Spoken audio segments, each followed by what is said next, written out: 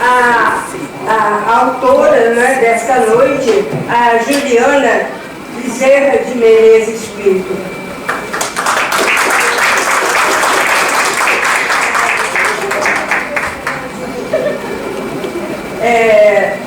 Pediríamos aqui, a amizade, que pudesse aqui estar junto a nós.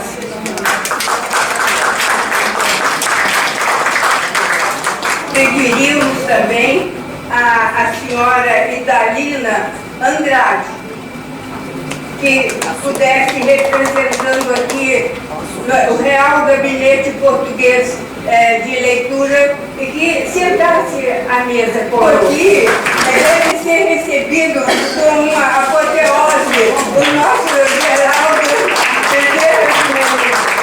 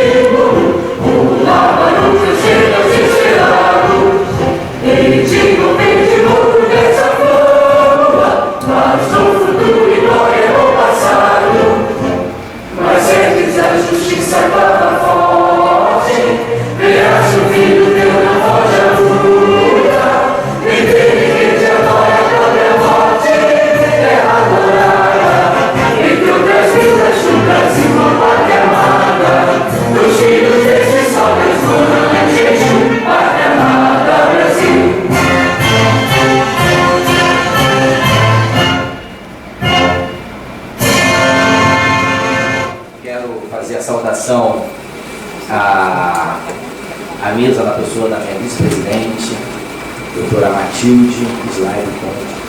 Quero saudar a advocacia presente na pessoa do meu tio e ex-conselheiro da seccional no ano de 2000. na gestão do ilustre presidente Otávio Gomes. Quero saudar o Elos na pessoa da sua presidente, Eliane Abigail. Então, muito obrigado por se fazer presente. Quero saudar a família Bezerra de Menezes na pessoa da doutora Juliana, minha prima. Obrigado por lançar o livro aqui, é uma honra poder estar recebendo. E quero dizer que eu já estive em vários locais discursando, mas nunca estive tão nervoso como eu estou hoje. Nunca discursei para a família, essa é a grande verdade. Já discursei em outros lugares tão importantes quanto aqui, mas hoje, de fato, eu estou até com a mão suando. Verdade, passando pelo crivo. Quero saudar o Gabinete Real na pessoa da sua diretora, Idalina, o nome da minha madrinha, Idalina Bezerra de Menezes, que hoje nos faz presente. Quero agradecer meu tio Alexandre pela trajetória na vida jurídica que me proporcionou. Bom, vamos lá. Quero agradecer a presença também da minha prima Otávia. Obrigado, Otávio, por tudo.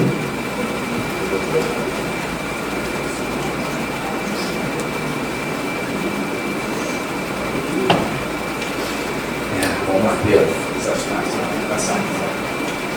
Para mim, hoje é um dia especial por estar recebendo Juliana, hoje uma autora, uma pessoa que eu cresci, tanto na casa dela em São Domingos, não, em São Francisco, no Monte Sítio.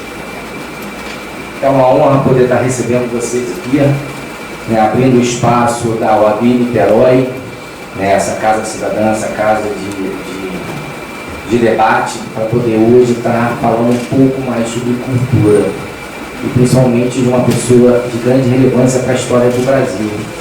É uma princesa, que se tornou rainha, da Espanha, da Península Ibérica. Isso tem uma grande importância e nasceu aqui no nosso país, no Brasil. Pouco que eu estudei, ela realmente se mostrou uma mulher à frente do seu tempo, uma mulher que fazia a diferença, buscava pela cultura, tanto é que ela inaugurou o Museu do Prado. Isso daí, para aquele período, não era fácil para uma mulher poder ter essas iniciativas, só teve por personalidade, e a gente tem que se orgulhar de ter, como compatriota, uma mulher de tamanha liderança. Eu vou passar a palavra para a doutora Matilde, porque quando a Juliana entrou em contato comigo, eu pedi que a Matilde administrasse esse evento, porque é do perfil da professora Matilde, ela gosta, eu sou um pouco mais agitado, isso depende mais de cautela. E pelo que eu vi, pelo público e pelas abordagens, Matilde cumpriu graciosamente, atendeu ao pedido da presidência da OAB. Muito obrigado, Matilde, por tudo, pela coragem, e obrigado por caminhar ao meu lado. Dou a palavra à senhora. Passar a palavra para a nossa palestrante dessa tarde, noite maravilhosa, uma tarde invernal, mas o calor que está lá e que chega até nós, passando por todos aqui, o nosso coração já está aquecido. Ele parece explodir diante dessa alegria de poder estar aqui perante a família, não é? Dessa nossa brasileira que chegou lá na Espanha e fez como os romanos. Chegou, viu e venceu. E ela está aqui toda ditosa. É muito importante saber que uma princesa nossa foi que criou o Museu do Prado. Nenhum de nós sabíamos, e ela fez essa grande descoberta e vai falar sobre isso. E antes de passar, Juliana, eu queria dizer para vocês que está a nossa procuradora-geral aqui, a Maria José, querida Zezé, levante-se para todos vê-la. Está também Niterói, a nossa advogada, presidente da comissão aqui de mediação. Joseli, se levante. E a Casa da Amizade. Muito obrigada e com vocês a palavra, né, da nossa expositora. Pela ordem, professor Matilde, só para a doutora Leila Miranda, presidente da Comissão de Ética da nossa casa, o nosso conselheiro Denis, um grande amigo, uma pessoa que tem um caminho muito grande, podemos destacar o presidente da Comissão de Arte e Cultura, que fez um evento ontem sensacional. Obrigado pelo evento, doutora Ana Cristina. Também está presente, bem, doutora Otávia Alemante Bezerra de Menezes. Eu não posso deixar também de falar do meu tio Perim, né? Rua Emílio Peçanha, Paraty Branca, nunca vou esquecer. Tio, obrigado.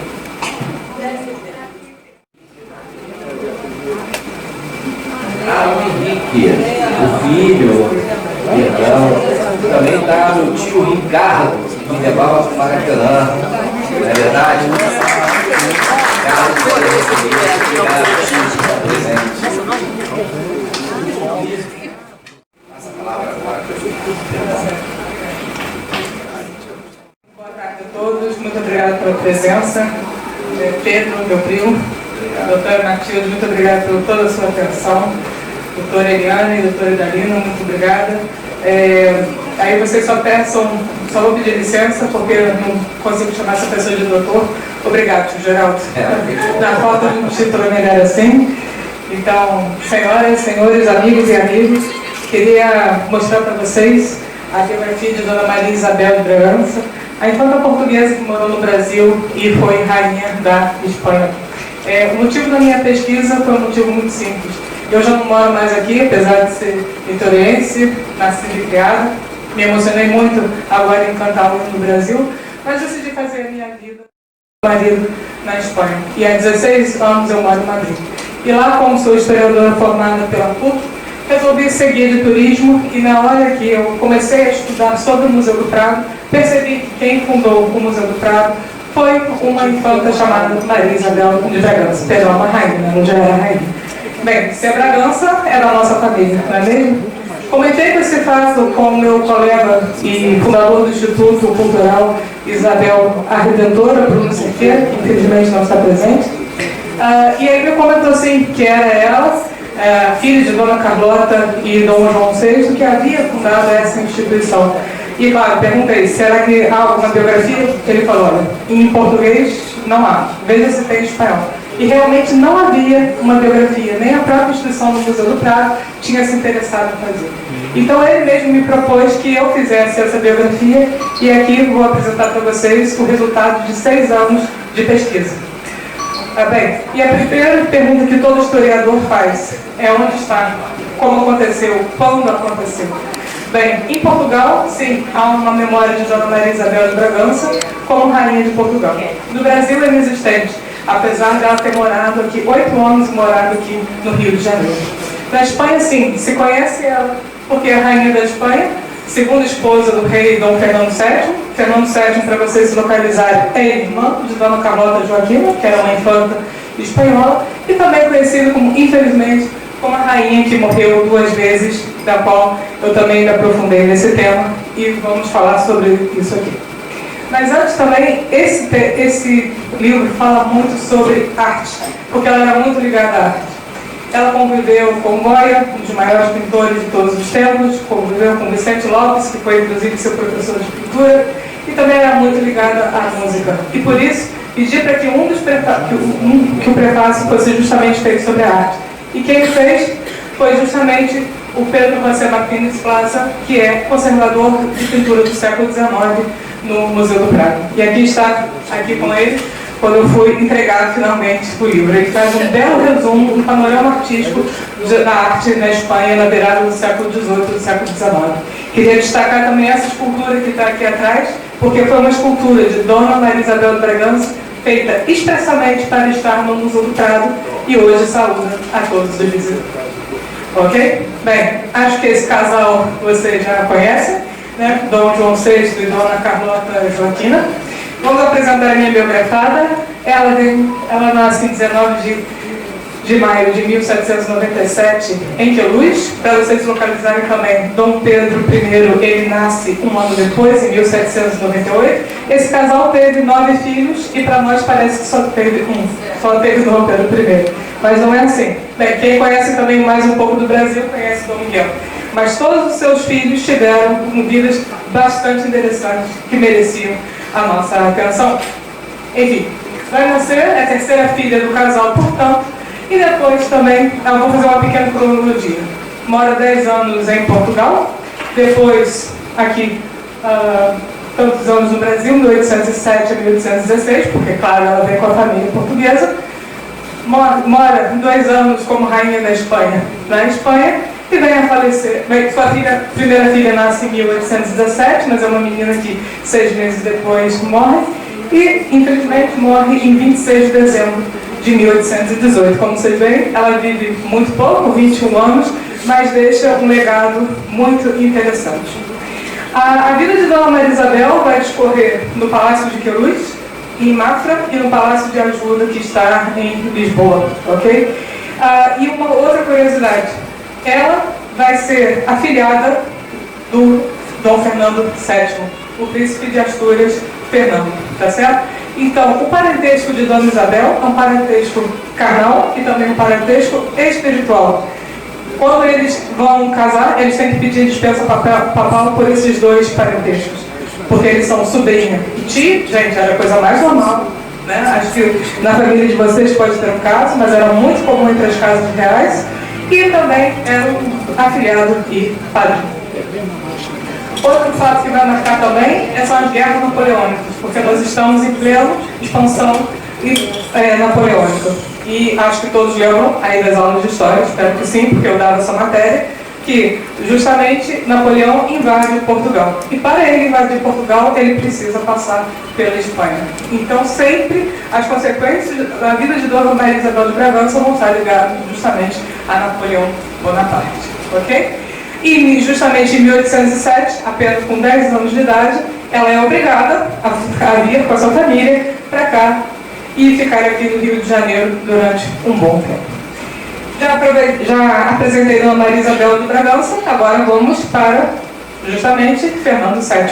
E esse quadro é muito interessante, porque é um dos quadros, um dos pontos altos do Museu do Prado, é a família de Carlos IV de Francisco de Goya, de 1801, e aqui está Fernando VII. Esse aqui já... E esses dois aqui, a Maria Luísa de Parma e o Carlos IV, que está de casaco preto, esses dois são os pais de Dona Carlota Joaquina, porque Dona Carlota Joaquina e Dom Fernando VII são irmãos, ok? Igual eu estaria atrás olhando para a gente, nos pintando. Então, o que acontece aqui? Dom Fernando VII nasce 14 de outubro de 1784, para a gente se localizar, é o 13º filho, não estava destinado a ser o herdeiro, mas por conta das várias mortes dos herdeiros, ele acaba sendo o herdeiro do trono espanhol. Só o título de curiosidade, Maria Luísa de Parma, ela engravidou 22 vezes. Mais que a minha avó, impressionante, né? Que teve seus 15 filhos. Mas só 5 filhos chegaram à vida adulta. Minha avó, graças a Deus, ela teve mais sorte. Enfim, então o que acontece ou seja, um dos 5 filhos vai ser justamente Dom Fernando e Dona Carlota Joaquina. Bem, para vocês também a gente se localizar, Dona Carlota Joaquina era a segunda filha, de 1775.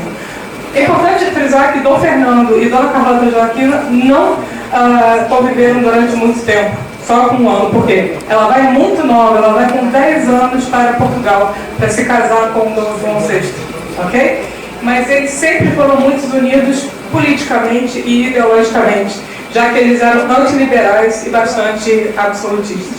Vão se encontrar depois na juventude, na cidade de Elvas e Badajoz, ali bem na fronteira, mas isso vai ser bem mais tarde. Mas nunca deixaram de se corresponder. Só no Palácio Real há 28 cartas de Dona Carlota Joaquina para o seu irmão, e tem as outras tantas aqui no Museu Imperial de Fernando. Tá certo? Bem, aqui está. Bem, a Guerra das Laranjas, que foi queria lembrar vocês esse pequeno episódio, uma guerra que dura muito pouco, mas essa Guerra das Laranjas é porque Portugal e Inglaterra Portugal e Espanha ficaram em campos opostos. Enquanto Portugal dependia diretamente da aliança com a Inglaterra, a aliança diplomática mais antiga do mundo, né?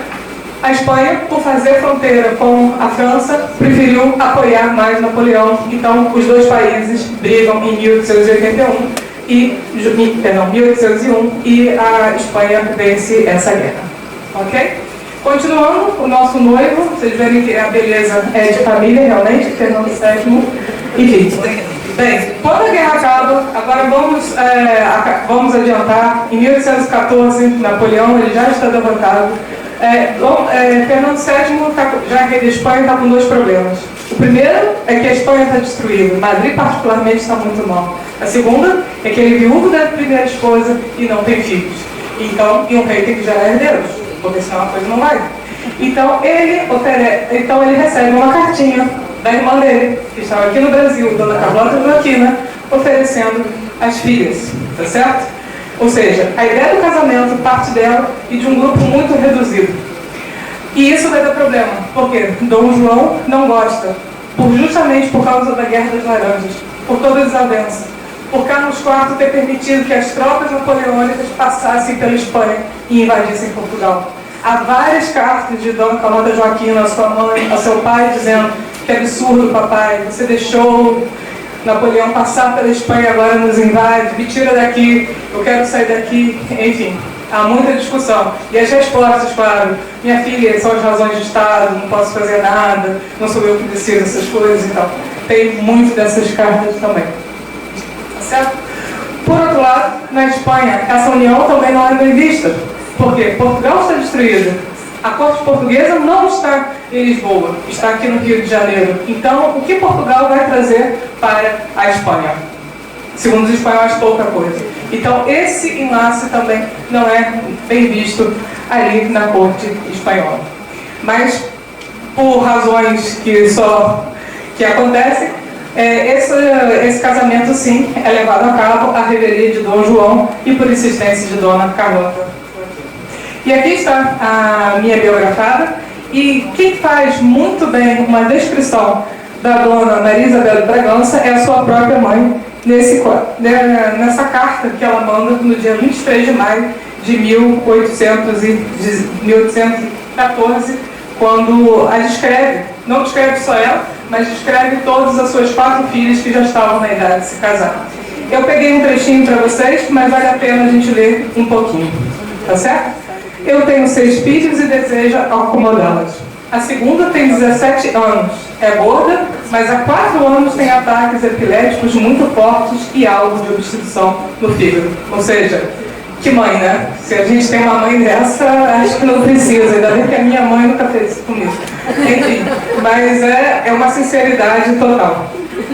Só que Dom Fernando, acho que ele fica assustado, não sei, ele não responde essa carta. E aí, em novembro, Dona Carlota Joaquina volta a escrever, e essa é um primor, tá certo? No dia 23 de maio, escrevi-te com a franqueza de uma irmã. A segunda, de 17 anos, é bastante corpulenta, branca e bonita. Ela quase se curou completamente da obstrução no fígado, mas ainda sofre de ataques epiléticos. Esta criatura é extremamente amável, dócil, tímida, muito capaz e humilde, inimiga de mexericos, de facções ou preferências. É uma desgraça que os ataques ainda não tenham sido completamente erradicados, pois ela deveria ser uma grande mãe de família, dada a sua inteligência e belas qualidades. Aí sim, com essa descrição, ele resolve se casar com ela. Mas, de qualquer maneira, o grande problema que eu enfrentei nessa pesquisa foi a falta de fontes diretas. Dona Maria Isabel de Bragança nunca deixou nenhum diário, pouco se falou sobre ela. Então, essa é a única descrição que eu encontrei, e eu acho que é a melhor descrição, porque é exatamente isso que Dona Maria Isabel é. Mas assim como Dom Pedro I, ela sofria também de epilepsia, e é isso que vai acabar, infelizmente, matando. Bem, aqui nós temos esse quadro que foi feito justamente para comemorar o noivado. Percebam que aqui ela tem um broche com a efígie de Dom Fernando VII. Também gostaria de dizer que ainda não falei de um outro personagem muito importante, que é a outra irmã, que vai ser a quinta irmã, Dona Maria Francisca. Enquanto se negociava o casamento entre Dona Maria Isabel e Dom Fernando VII, também a Maria Francisca, que tem 14 anos, vai se casar com o outro irmão, com o infante Carlos Isidro. Então são duas sobrinhas casando com dois tios. Ok? Bem, e uma das coisas que eu também nessa pesquisa fiquei me perguntando, será que Dona Maria Isabel de Bragança foi a Niterói? Visitou a Niterói? Fala a verdade, seria não é uma questão que a gente pode levantar? Então, e eu fiquei muito feliz, porque ela não só veio, como o casamento foi anunciado aqui em Niterói. Gente, adorei, que felicidade. Eu liguei pro Bruno, você não sabe o que eu descobri, socorro, tá? E foi justamente aqui, no campo de Dona Helena. Já ouviram falar do campo de Dona Helena? Não. Sabe onde é o campo de Dona Helena? Aqui, Rua da Conceição, Doutor Celestino, exatamente aqui onde a gente está, era o campo da Dona Helena. Depois eles foram descansar no Palácio de Dom João, que ficava na Cantareira, e que depois foi derrubado pelo próprio Leone Ramos, que dá o nome oficial da Praça da Cantareira, infelizmente. E justamente esse anúncio acontece no dia 3 de maio de 1816. E o 13 de maio para a gente é o quê? É a abolição, não é mesmo? Mas muita coisa durante o reinado de Dom João VI acontecia no dia 13 de maio. Por quê? Porque era aniversário dele. Então, casamentos, batizados, anúncios dessa importância sempre ocorriam no 13 de maio. Tá? Bem, é claro que depois foi uma feliz coincidência o 13 de maio de 1888, mas de qualquer forma, o 13 de maio é o aniversário de Dom João VI. E aqui esse célebre quadro, e aí, claro, já que estou literalmente em casa, eu quero destacar esse quadro para vocês, que não sei se todo mundo conhece, é a revista das tropas destinadas a Montevidéu, na Praia Grande, do Jean-Baptiste Debray. E aí eu faço questão, e aqui vocês podem ver, olha que bonito.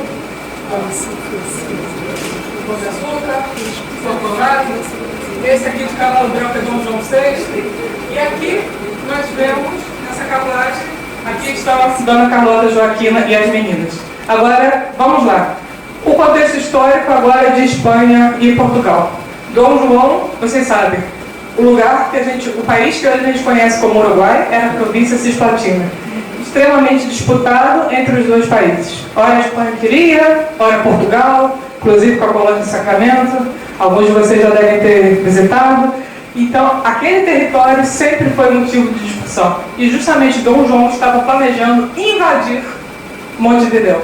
Ou seja, ambos os países estavam em guerra e estavam se casando ao mesmo tempo. Olha, gente, casamento entre casas reais sempre é para comemorar a paz. Então, Dom João, era impressionante a má vontade que ele tinha para esse casamento. Tá certo? Porque eles estavam praticamente numa situação de guerra. Justamente quando o casamento foi anunciado, é quando houve a exibição das tropas aqui em Niterói que iam para Montevidéu. É muito, muito curioso esse fato. Mas, de qualquer maneira, tudo se deu bem. Bem, acho que algumas pessoas já devem ter reconhecido. Essa aqui é a igreja de Nossa Senhora do Carmo, a antiga Sé, e ali vai ser celebrado um Tedeum de ação de graças por esse casamento. No dia 30 de maio de 1816. Também não é uma data, porque dia 30 de maio é o dia de São Fernando III, rei de Castelo. E a onomástica de Dom Fernando VII. Na Espanha até hoje se comemora muito quando é o dia do santo, ou seja, a onomástica. Tem famílias católicas, inclusive, que dão mais importância para a onomástica, o dia do santo, do que para o aniversário, inclusive. Mas, de qualquer maneira, é isso que eu quero mostrar para vocês, que aqui, todos os casamentos também, a princesa Dona Isabel, depois todo mundo vai se casar aqui, mas ali foi realizado o TD. Bem, finalmente, Maria Isabel e Maria Francisca partem para a Espanha, e aqui queria ler para vocês um trecho da Gazeta do Rio de Janeiro, contando a reação de Dom João VI. Então, a Gazeta do Rio de Janeiro descreve a reação da família real. É inexplicável a saudade e a dor de Sua Majestade Fidelíssima, é o Rei Nosso Senhor. Não temos expressões para demonstração de dor de toda a real família e da mágoa que sentiu o povo português pela falta de tão augustos ramos da real família que faziam as suas delícias e consolações. Outros cronistas vão dizer, inclusive, que Dom João VI chorou e Dona Carlota Joaquina não chorou, porque é as duas reações dessas duas personalidades. E aqui a gente vê um gravado de Fernando VII e Dona Maria Isabel. Ok? Bem, ela chega lá em Cádiz, dia 4 de setembro de 1816. O casamento é celebrado no próprio navio, porque Dom João tinha dado a ordem que ela não poderia desembarcar se não fosse como rainha da Espanha. É um casamento feito por procuração, mas é realizado, e aí vai começar a viagem dela rumo a Madrid, que vai durar por 20 dias. Só vão encontrar-se em Aranjuez, que está muito pertinho de Madrid, em 1816. E aí sim começa o reinado dela. Mas antes eu queria mostrar para vocês uns documentos que são muito interessantes, que são muito emocionantes para nós historiadores, quando a gente vê isso. Porque essa daqui é uma carta de Dona Maria Isabel, ou seja, é a letra dela, uma carta autógrafa, como se diz, de outubro de 1815, quando o casamento já foi acertado. A letra está muito bonita, o espanhol está muito bom, ou seja, Dona Carlota, obviamente, ela que estava ditando isso. Por outro lado, entre o caminho de Cádiz a Madrid, Dona Maria Isabel e Dom Fernando VII, eles se corresponderam muito. E como disse a vocês, são as únicas cartas, os únicos escritos que sobraram de Dona Maria Isabel. Aqui já é uma de 10 de setembro de 1815, ela está em Cádiz, ela fica bastante em Cádiz, fica 4 dias lá, é recebida com uma festa maravilhosa. E isso era muito bom para Fernando VII, porque a Espanha tinha passado por uma guerra terrível de ocupação por Napoleão Bonaparte. Então, é a identificação do povo com o regime. Então, era preciso festa, e aclamar a rainha era aclamar o rei. E quando chega lá em Madrid, bem, o casamento, eles recebem a bênção nupcial no Palácio Real, e no dia seguinte a missa da velação, que acontece aqui na Basílica de São Francisco o Grande. Mas, como se tratava de uma pessoa importantíssima, era preciso fazer jus, era preciso dar presente. E esses aqui são os presentes que a Prefeitura de Madrid encomenda a uma fábrica de prata, né? A uma plateria, para a Dona Maria Isabel de Bragança. Não é ouro, tá? É prata dourada. São objetos de uso pessoal, de asseio, bandejinhas, bacias, e que se vocês, ali está melhor, vocês podem ver um YB, porque se escrevia muito Isabel com Y, então Isabel de Bragança. Esses dois aqui estão na Galeria de Coleções Reais, e esse aqui está no Palácio Real. Agora as coleções estão divididas. Outra coisa que também foi encomendada foram pinturas, 6 pinturas em preto e branco, que é uma técnica chamada grisalho. Essa eu escolhi de propósito porque essa é a mais famosa de todas elas, porque foi feita por Francisco Goya. E aqui a gente está vendo uma senhora que está doente, e essa aqui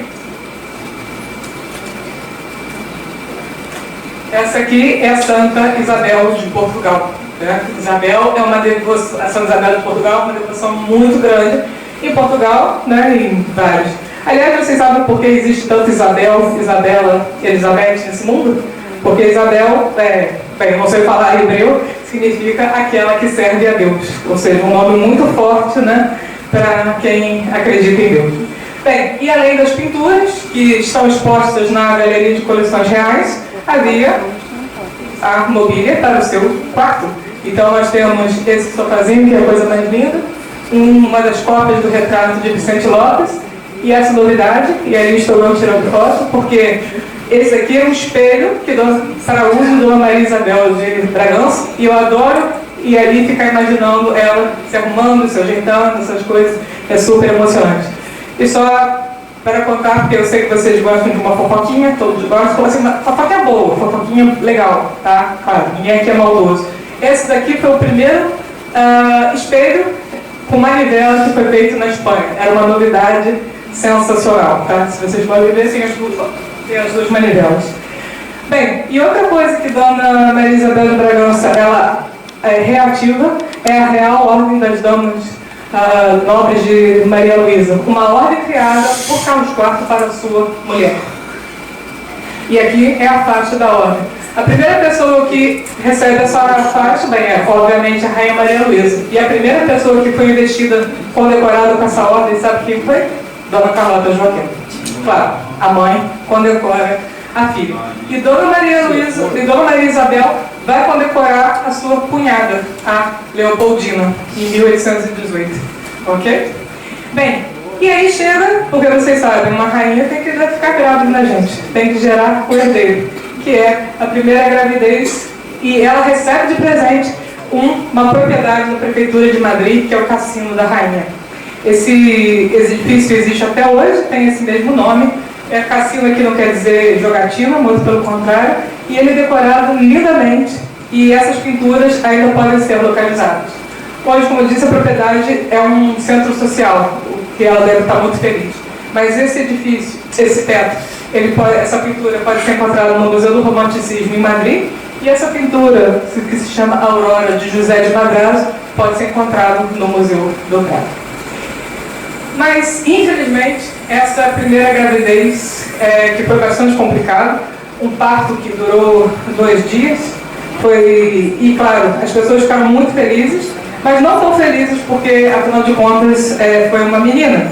Mas, pelo menos, era positivo, porque se podia, se via que a Maria Isabel era fértil.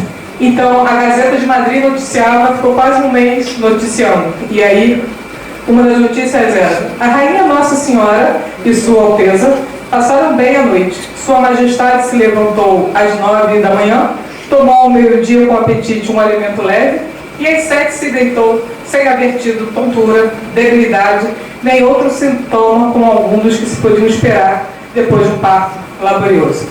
Mas, infelizmente, essa menininha, ela só vive 6 meses. Ela falece, não encontrei exatamente qual é a doença, mas como a mortalidade infantil era muito alta, então ela falece.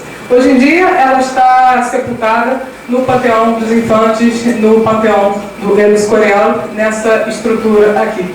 Eu tirei foto do túmulo, mas a minha foto não ficou boa, então eu tive que pegar da estrutura aqui para vocês verem, tá certo? Aqui estão sepultados os infantes, as criancinhas, os bebezinhos e as criancinhas aqui, nessa estrutura que é chamada de bolo de noiva, pela semelhança. Ok? Mas vamos lá. E agora vamos falar das obras de Dona Maria Isabel de Bragança, que eu destaco 3. Mas tem mais, tá, gente? Mas se vocês quiserem saber mais, tem que ler o livro, porque senão ficaremos aqui horas e horas. A primeira que eu queria destacar é o ensino de desenho das meninas na Real Academia de São Fernando, que era o lugar de ensino. Todos os pintores espanhóis que vocês conhecem estudaram lá, inclusive os mais recentes, como Picasso, Salvador Dalí, mas também Goya, Vicente Lopes, que era diretor, inclusive, que já citei aqui. E as meninas não podiam ter acesso a isso. Então, elas, junto com a irmã Maria Francisca, vão apoiar. Elas não criam essa ideia, mas elas que vão apoiar. Inclusive, Dona Maria Isabel, que desenhava bastante bem, ela doa os seus desenhos para que as meninas possam copiá-los e servir de estudo. Por que a mulher não podia aprender desenho? Não fato. Como é que ela vai ter aula de anatomia? Como é que ela vai olhar para um corpo nu? Então isso era um problema muito grande. Mas ao mesmo tempo, o desenho favorecia as meninas porque elas desenhavam vestido, desenhavam bordados. Então isso era uma saída profissional para essas crianças. Então ela vai dar um apoio, vai visitar várias vezes a Real Academia de Belas Artes para que esse estudo de meninas possa ser efetivado. Também é algo que ela não vê em vida, mas é algo que ela faz, que ela apoia. A outra é a Real Inclusa, a Roda dos Expostos, e óbvio, a grande obra que ela é conhecida até hoje, que é o Museu do Prado. Bem, a Real Inclusa, como vocês sabem, a roda dos expostos, servia para crianças que tinham nascido fora do casamento. Mas nas minhas pesquisas, que eu tive bastante sobre isso, também eram famílias casadas, bonitinho, mas que não tinham condição de alimentar mais uma boca. Então, muitas dessas famílias, inclusive, olha, estou entregando esse bebê, o nome dele é tal, daqui a algum tempo eu volto para buscar. Isso acontecia bastante. Então, a Maria Isabel vai visitar várias vezes esse lugar, vai cuidar das crianças, da descrição, que ela troca fralda, etc. E não vamos imaginar que é um hospital bonitinho, que não era, tudo sujo, sem luz, sem ventilação. Esse edifício, ele não existe mais, ele foi derrubado, mas de qualquer maneira, aí está o registro para vocês. E finalmente, o Museu do Prado. A criação do Museu do Prado acontece em 1814 com um decreto de Dom Fernando VII. Mas por que Dona Maria Isabel é chamada de fundadora? Bem, esse edifício do Museu do Prado não estava destinado a ser museu, e sim a um gabinete de história natural. Só que durante a invasão napoleônica ele foi extremamente danificado e cabe a Fernando VII a dar dinheiro para que se reforme. Só que às vezes a verba faltava. Então ela, que sabe que agora aquilo vai ser um museu, ela começa a dar das próprias rendas dela, começa a dar dinheiro para que aquele museu, que aquele edifício fosse reformado e aí se transformado em museu. Enfim, e também animando que ele consiga com as obras, tá? E a sua atuação vai ser conhecida em todas as orações fúnebres, todos os elogios, artigos de jornais sempre vão falar que era a fundadora do Museu do Prado. Mas o que aí a confusão que eu procuro esclarecer é o seguinte: chamam de fundadora do Museu do Prado, criadora do Museu do Prado, por causa deste quadro. Porque este quadro se chama Maria Isabel de Bragança como fundadora do Museu do Prado, do Bernardo Lopes Piquet. Esse quadro é um quadro que é um ícone da coleção do Prado também. Foi feito a partir daquele retrato que eu mostrei para vocês do Vicente Lopes, que mostra ela apontando ali para o Museu do Prado. Esse é um retrato póstumo, porque ela já tinha morrido quando ele foi feito. Ok? Bem, e agora talvez a questão mais trágica, que é a rainha que morreu 2 vezes. Bem, antes de eu começar a contar essa história, porque é uma história muito triste, eu já vou dizer, é mentira, tá bom? Só para vocês saberem. Como eu falei com vocês, ela sofria de epilepsia. A segunda gravidez já não foi tão tranquila, então a família real que passava os verões em Aranjuez, os médicos pedem para que ela continue em Aranjuez e eles acabam passando o Natal ali. E aí, dia 25, ela está queixa-se de dores de cabeça, e dia 26, ela tem um ataque epilético e falece. E aí os médicos fazem a operação de cesárea. Só que quando vão cortar a barriga dela, ela dá um grito, e aí... mas é mentira. Tá? E aí depois, finalmente, ela morre. Ou seja, por isso que ela ficou conhecida como a rainha que morreu 2 vezes. Agora, eu descobri que isso é mentira. Não só eu descobri, tá? Desde o século XIX, desde 1818, já se falava que era mentira. Por quê? Não se fazia cesárea em mulheres vivas. Então o médico teve que pedir autorização, sair lá do quarto, falar, dizer, olha, a rainha está morta. Por quê? O que interessa não é salvar a vida da mãe, que já tinha morrido. O que interessa é salvar a vida do filho herdeiro que ela podia estar esperando. Então, por isso que essa história é mentira. Quem inventou essa história foi um inimigo de Fernando VII, que não eram poucos, tá? José Garcia y Pizarro, que justamente era ministro enquanto aconteceu a independência das colônias espanholas na América Latina. Então, claro, esse homem detestava Fernando VII, né? Várias pessoas. Aliás, ele é considerado o pior rei da Espanha. Depois eu conto essa história para vocês. Depois o Pedro e a doutora Matilde vão me convidar de novo para contar essa história. Bem, então ela tem um ataque epilético, morre, e aí é feita a cesárea, e essa menininha, que nasce, obviamente, não nasce, né? Dura alguns poucos minutos, e aí ela falece. E aí se tem a ideia, a engrenagem dos grandes funerais, porque Dona Maria Isabel de Bragança vai ser a última rainha na Espanha que vai ter um funeral de Estado em Roma, que vai ter missas, vai ter funeral nas Américas, porque depois todos os países ficam independentes. E ela está... Então, aqui nós temos uma oração fúnebre, que são também fontes históricas, e ela está sepultada aqui no Panteão dos Infantes. Agora vamos lá. Na morte, também há hierarquia. Essa coisa de dizer que aqui somos todos iguais, mais ou menos. Porque na morte, principalmente numa casa real, há hierarquia. Dona Maria Isabel de Bragança não foi mãe de um outro rei. Então, ela não está sepultada no Panteão dos Reis. Está sepultada lá no Escorial.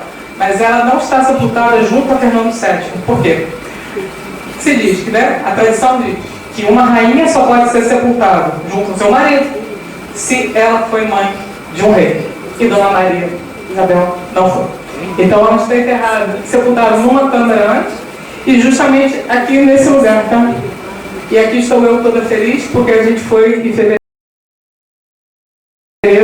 e sempre eu aproveito.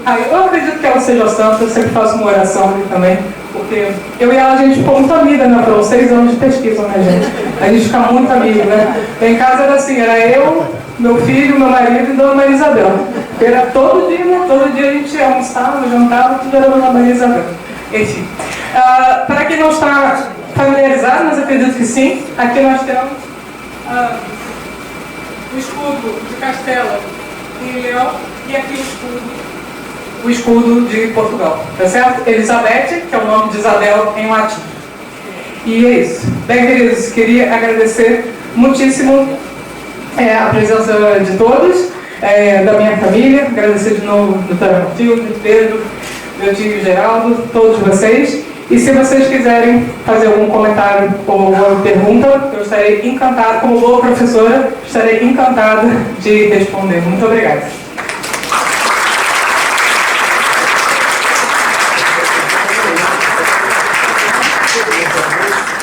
Resposta da conselheira estadual Kézia Goulart, da professora Daesa Valquíria Paladino. Olá, Valquíria.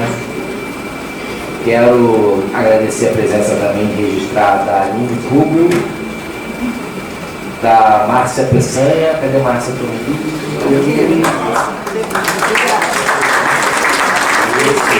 E também quero registrar a presença da Mariana. Obrigado por ter vindo. Obrigado, conselheira também da casa. Quero primeiro agradecer a Juliana por trazer tamanho conhecimento para a nossa cidade, para a gente aqui, de fato, poucos conhecemos da nossa história, né? Principalmente da nossa história, da nossa história com relação à família real. Espero que você traga mais, como você mesmo falou, novos conteúdos aqui. A casa vai estar aberta, né, para receber. Quero agradecer a Matilde por organizar, Matilde, por organizar esse evento. Muito obrigado pelo carinho, pela consideração toda que você teve. A gente essa palavra Matilde, ela sempre gosta de finalizar.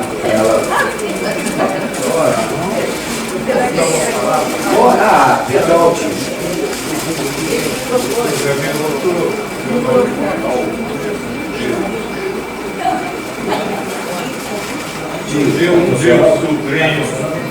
Meu sobrinho,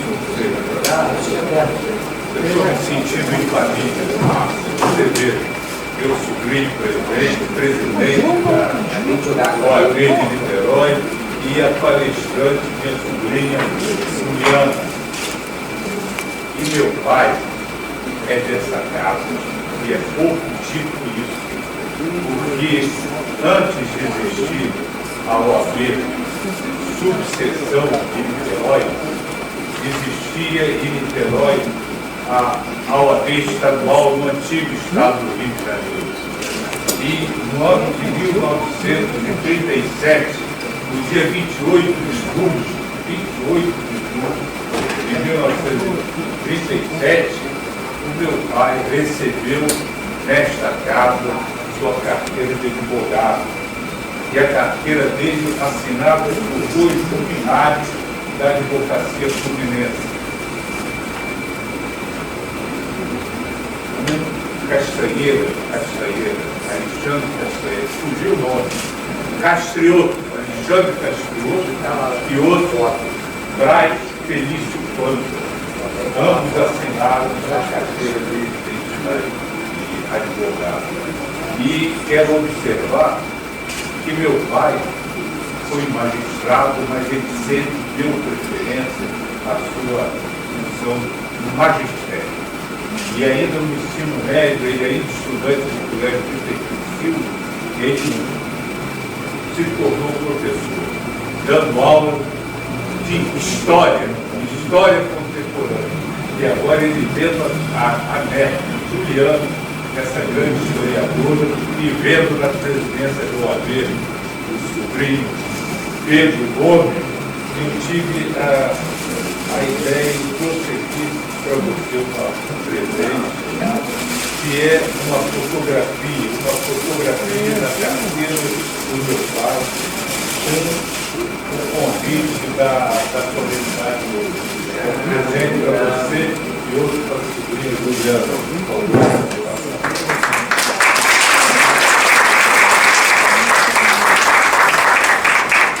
Eu ia pedir ao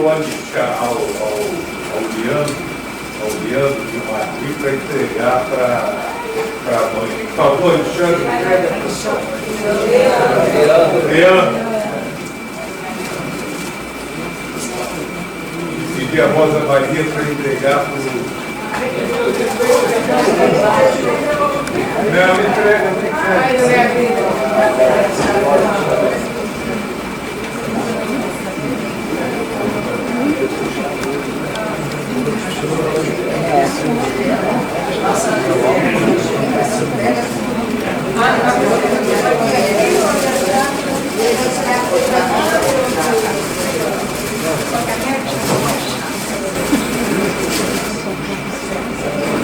Muito obrigado, tio, pela lembrança. Eu tenho, ele já me mandou essa foto, está lá no gabinete. Eu tenho essa foto guardada lá. Ele me mandou logo assim que eu ganhei a primeira eleição. Foi a Lina, a nossa diretora do gabinete real, né? Pediu um microfone sem fio. Boa tarde a todos. É uma alegria imensa estar em Niterói. E eu vou iniciar dizendo que Niterói, para mim, representa algo muito sério e muito emocional.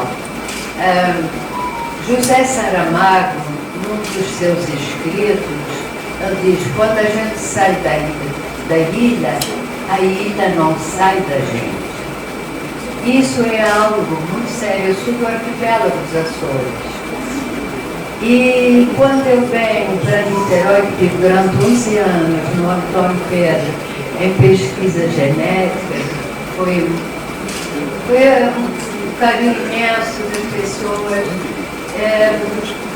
Eu me sinto emocionada, porque é realmente uma forma muito linda de receber. E quando eu escuto a moça cumprimentá-la, foi maravilhoso. E os Açores têm uma história muito grande na história do povo de Portugal, inclusive das laranjas, porque Dom Manuel faz uma lei que, quando saísse de Lisboa, tinha que passar nos Açores, justamente para pegar as frutas que eram necessárias para as navegações, os tributos, né? E também tem um quadro muito importante no Espanhol, que é quando Portugal está sob o domínio da Espanha, tudo era parente, mas enfim, vamos entrar nisso, que é muito longa a história. A Ilha Terceira é a única ocasião que não aceita o domínio espanhol. E ficou 2 anos sozinha. E quando a Espanha volta para, lógico, com todos os seus barcos, os touros têm uma função muito séria nessa história. Que nos Açores tem touradas. E as pessoas diziam assim: mas que coisa esquisita, inclusive no símbolo são com 2 touros. É que os touros defenderam o povo. São essas coisas quando a gente lembra, escuta a está do outro lado, me desculpe, mas a sua visão hoje é do outro lado, está dentro de uma outra forma. Percebe como tudo isso acontece. Isso é muito bonito. Eu fiquei encantada do seu olhar, porque como convida a família, que o Brasil realmente, com todo respeito, o Pedroca era um símbolo, não é verdade? Não se pode dizer o contrário. Onde eu passava, agora ele, quando foi aos Açores, aí da terceira, que só se conta a história da Peregrina, mas a história da Peregrina é depois. Ele foi buscar homens para lutar contra Dom Miguel, que era o irmão, para a filha tomar posse em Portugal, Dona Maria. Isso é um ato muito bonito. Mas, claro, o homem, elas estavam lá na igreja, todas em volta dele, ele não se esforçou muito, ainda bem. Aí não tem que olhar as coisas para elas são. E isso eu estou dizendo se eu conheço o convento lá da Ilha Terceira. Então, quando você coloca isso é muito bonito. Estou encantada e agradecida, porque, vamos estendendo, porque a nossa querida doutora Matilde, do Senado Fluminense, deu precoce, ela é que trouxe aqui, e isso é um encantamento. E muito obrigada por esse aprendizado e por estar aqui de uma forma tão bonita. Conheçam o Real Gabinete. O Real Gabinete tem algo que sempre vai ser novo na vida de cada um. Muito obrigada. Passa a palavra agora à presidente da Casa da Amizade, a doutora Eliane Vicariu. Boa tarde a todos. Eu gostaria de agradecer também a doutora Matilde, ao Pedro, pelo convite, poder estar aqui nesse momento tão importante, participando, né, dando tanto conhecimento da cultura, para que possamos ter mais conhecimento, poder passar também para as pessoas terem conhecimento. Muito obrigada. E convido a todos também, quem quiser conhecer a nossa casa, fica lá em São Francisco, na Maduro, Portugal, 1130. Eu agradeço.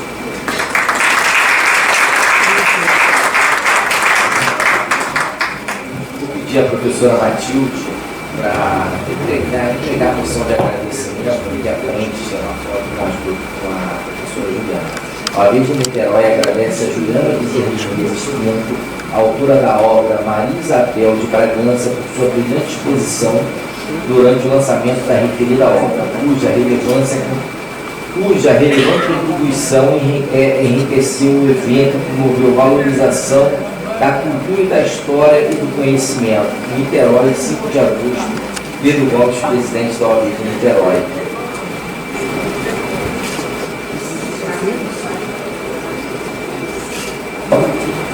De agradecimento por participação neste evento. A OAB de Niterói oferece ao advogado Geraldo Bezerra de Menezes por sua honrosa participação na mesa de abertura do lançamento da obra Maria Isabel de Bragança, cuja presença engrandeceu o evento, contribuiu para o êxito da solenidade.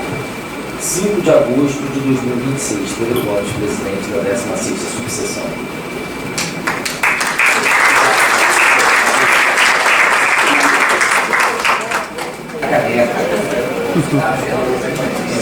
Eu gostaria de dizer a vocês que eu morei na Moreira Serra, ainda tem esse apartamento lá, da janela da frente da casa dele, que era lá na rua Oswaldo Cruz, eu via os meninos jogando futebol. Eu me lembro, do seu pai, quando chegava de carro, e todo mundo parava e saía correndo,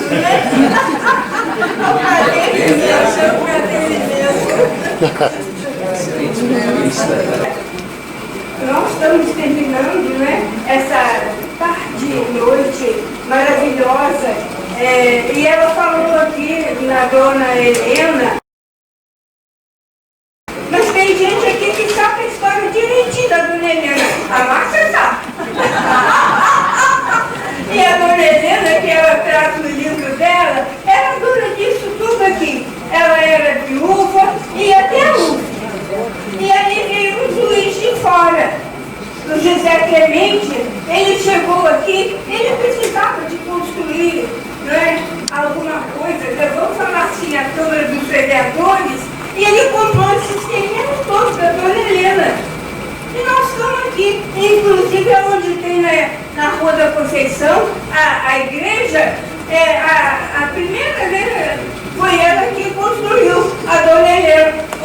casa dela era ali, bem pertinho, né? Ela era viúva e o Helena dela se escreve sem o H, é Dona Helena. Bom, podemos chamar então. Nós vamos chamar aqui, né, o meu especial amigo, o Henrique Viana, ele vai tocar para nós uma música, mas eu queria falar, quem não conhece o Henrique, ele está aqui, né, de gentileza, porque o Henrique é delegado. Ele veio aqui cantar. Professora doutora Matilde, minha especial amiga também, são recíprocos sentimentos, presidente Pedro, nossa autora Juliana, parabéns pela iniciativa.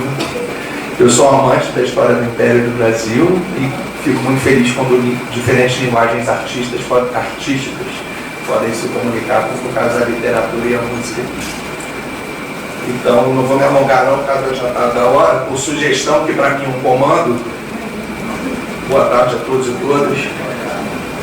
Para mim não é a sugestão, um comando da professora Matilde, que me solicitou uma determinada canção, que é uma das músicas mais tocadas no mundo, né? Disputando com uma canção dos Beatles, de um autor brasileiro, e eu, como um bom discípulo, vou acatar aqui a sugestão.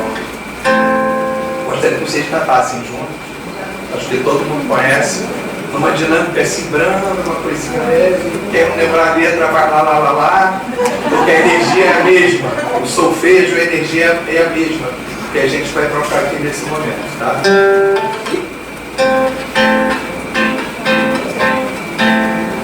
Olha que coisa mais linda, mais cheia de graça, ela menina que vem e passa, um doce balanço a fundo do mar. Moça do corpo dourado do sol de Ipanema, o seu balançado é mais um poema, é a coisa mais linda que eu já vi passar.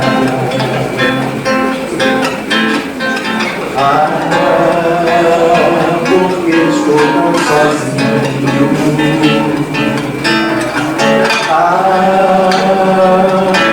Porque tudo é tão triste. A beleza que existe, a beleza que não é só minha, que também passa sozinha. Se ela souber quando ela passa, o terreno se enche de graça e fica mais lindo por causa do amor, por causa do amor, por causa do amor, por causa do amor.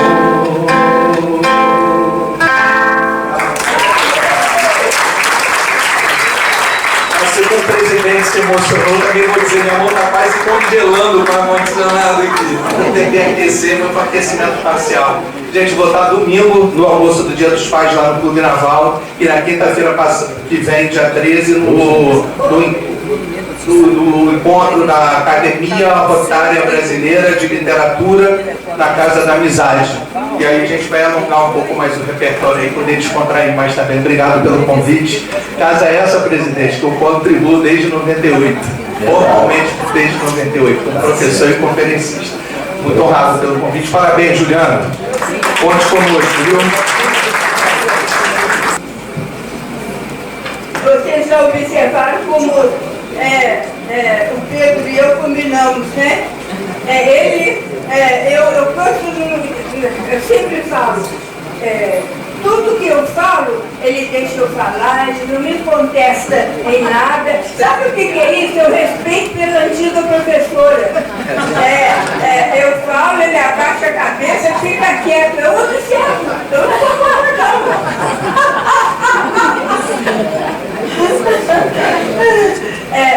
Mas olha, vai ter um coquetel, né? Que a nossa palestrante está convidando vocês. E lá podemos cantar o parabéns, tá certo? Tá, então podemos descer e terminamos, né, nessa festividade aqui, um dia tão lindo, tão agradável, tão amável, entre amigos. Como é bom estar entre amigos. Um beijo no coração de vocês. Outras vezes vocês vêm aqui, que eu, como boa mineira, eu tenho muitas histórias para contar. Um beijo, um beijo.